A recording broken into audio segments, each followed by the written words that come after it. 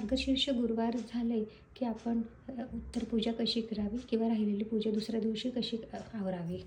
तर जे काही आपलं प्रसाद आहे तो प्रसाद घरातल्या मंडळींना वाटून खाऊन घ्यायचा.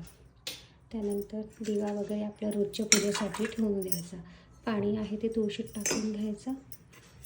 आणि हो, हे जे काही आपलं पूजेचं साहित्य आपण वापरलं आहे, गणपतीची सुपारी वगैरे, हे सगळं एका डब्यामध्ये काढून ठेवायचं, जेणेकरून पुढच्या गुरुवारसाठी आपल्याला हेच वापरायचं आहे. तसंच देवीच्या शृंगाराचं साहित्यसुद्धा आपण ठेवून द्यायचं.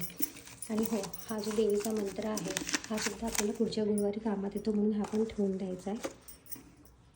तसेच देवीची प्रत ही सुद्धा आपल्याला वाचायला लागते.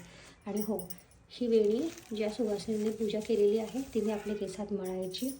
त्यानंतर हे शृंगारचं साहित्य, ही लाल चुनरी, परत आपण जे काही घातलेलं आहे हे परत आपल्याला डब्यामध्ये ठेवून द्यायचं. आणि फळं आपण घरातल्या मंडळींनी प्रसाद म्हणून खाऊन घ्यायचे.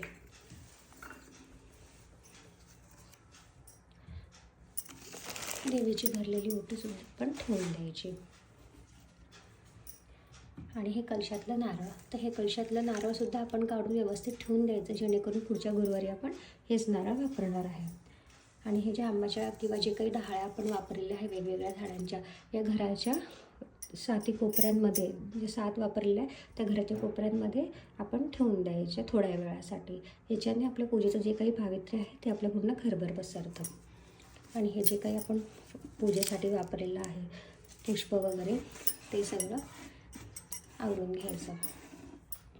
आणि कलशातलं पाणी तुळशी सोडून दुसऱ्या कुठल्याही झाडाला टाकायचं.